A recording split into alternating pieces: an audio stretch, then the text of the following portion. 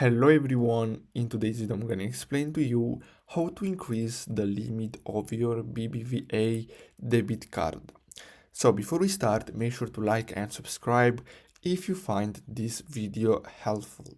So in order to increase the limit of your BBVA debit card, as you can see, you're gonna have to contact the BBVA customer service. As you can see, the most direct way is to call BBVA customer service or visit a branch.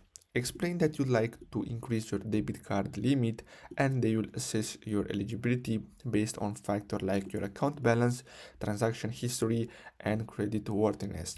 So as you can see, you have here, so I found the contact page of BBVA, so you can simply go to their official website and then scroll down, and then you're gonna have to simply click on contact. Now based on the country you are based in, as you can see, you have different phone numbers. So as you can see, you have Europe, North America, South America, Middle East, and Asia.